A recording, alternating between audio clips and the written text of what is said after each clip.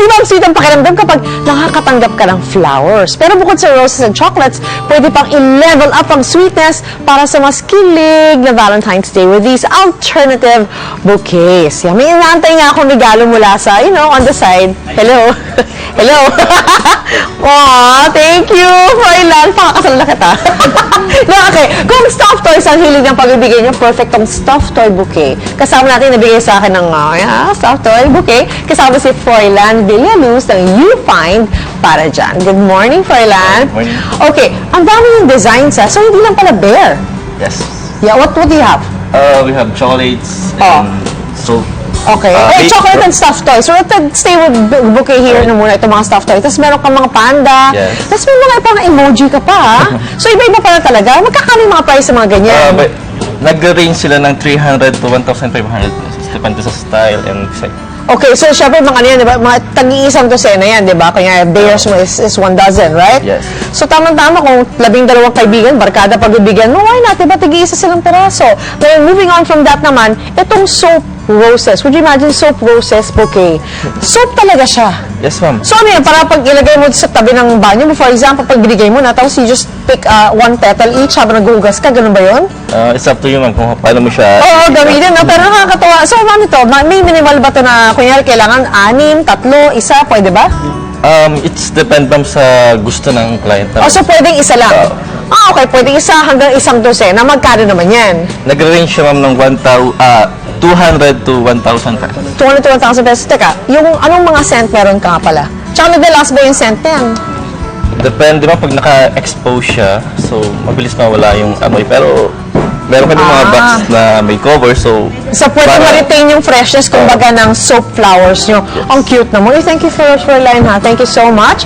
Eto naman, lulutang kaligayahan sa flower balloons na ito. Kasama natin si Miss Mildred Bote ng Dreads Balloon Decor. Good morning! Good morning. Parang ang dami yung klase ng iba't iba pala. Hindi lang siya parang rose or, di ba, yung typical flowers.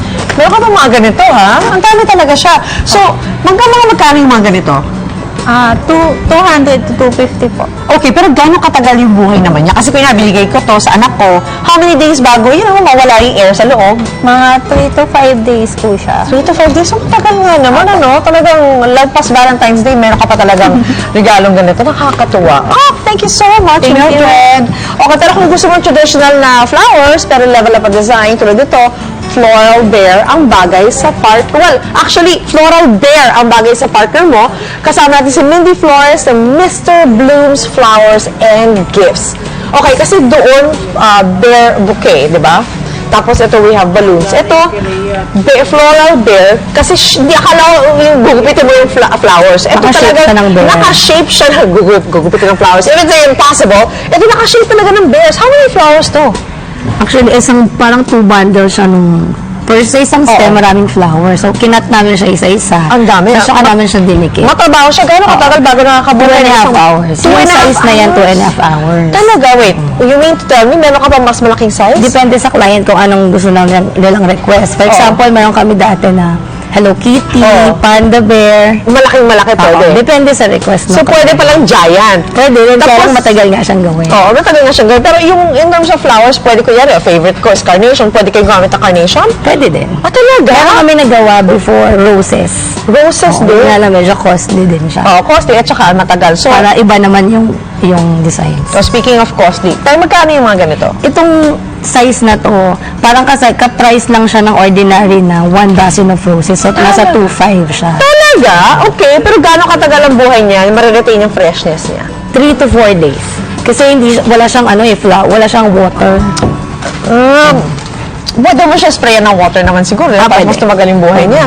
Ang Lalo ka nasa attractive aircon siya, tapos spray ka lang ng water, matagal din. Mga 7 days. Different kinds. Ayan po, mga iba-ibang klaseng bouquets. Kung ayaw ng traditional bouquet tulad nito, ang dami yung klase na pwede niyong ibigay sa inyong loved ones kayong Valentine's Day. Samantala mga kapuso, punta po tayo kay Rhea at Ivan.